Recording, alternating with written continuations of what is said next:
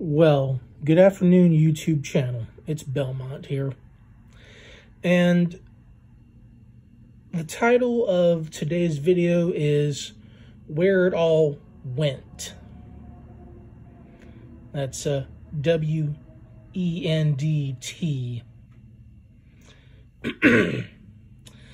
And what you see before you is, well, a few ordinary household items. In particular, I'm going to be discussing cards, if you can't tell. Now, that in front of me is my multi-purpose pocket survival tool card, which is thicker than any product on the market in 25 thousandths of an inch that is sold as lock-picking tools or emergency tools. That is, of course, a improvised flex pass, which I made from a gift card from a grocery store. Right here is 2 pop-top cans from Vienna sausage, which are pushed together and equal out 25 thousandths of an inch. Here's a guitar pick, which is also in about 25 thousandths of an inch. And just to prove that, I'm holding my digital caliper. It's a cheap pair, but in the 20,000, 25 thousandths range.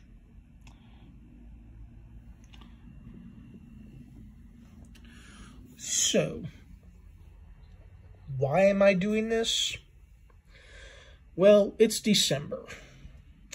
And apparently that means very bad decisions in spending for people. And I wanted to address cards as well, since, well, let's just say everyone from Lock Noob, Legal Lock Picker, Talon Picks, Bosnian Shill Bill, pretty much anyone who bought several sets of the cheaply made emergency picks. And I'm even going to address the Sparrow's Chaos card. So, what's really the point? The point is, maybe it's a fast one-time tool, perhaps.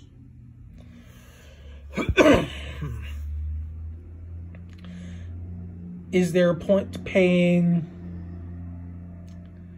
$16 for the Sparrow's Chaos card? Probably not. Would you be better off spending $10 for it off of eBay? Yes, probably. On that same note, you can actually find that same Sparrow's Chaos card now for sale on Wish.com. And they want $9 more for it, plus shipping and handling. So, how's that for a kick in the pants? I know, let's hold for applause and laughter. Yeah. So, let's even talk about the James Bond credit card lockpicks. Yeah, they are probably the cheapest and worst on the market. They also bend to shit real easily. Do I have a set? No. Do I ever plan to own a set? Oh, hell no. Would I ever recommend a set to someone? Not a chance in hell.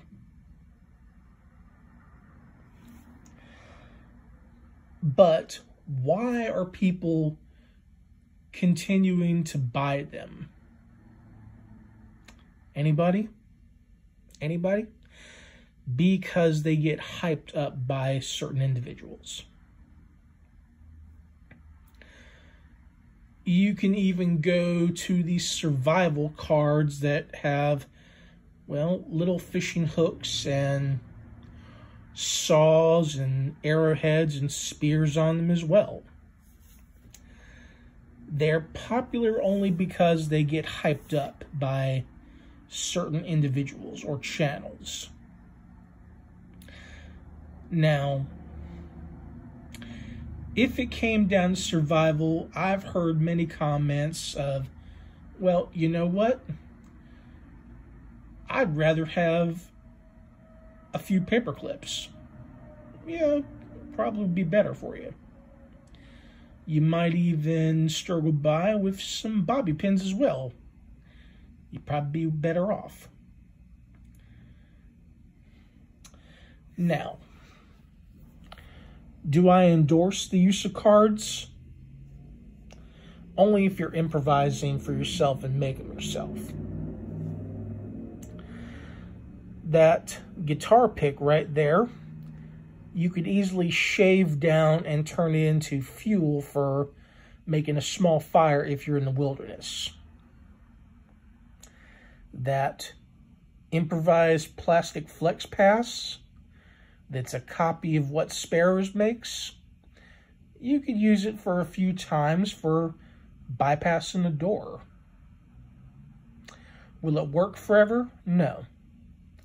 However, that survival tool card with 11 different tools with it will last a whole lot longer because it's made of very durable material.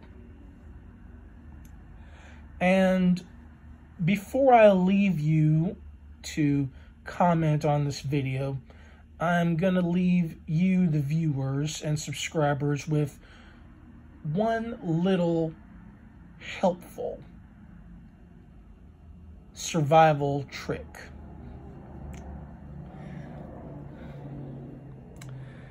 You see that? Now this is a remote control to my television. If you notice that it accepts AA batteries.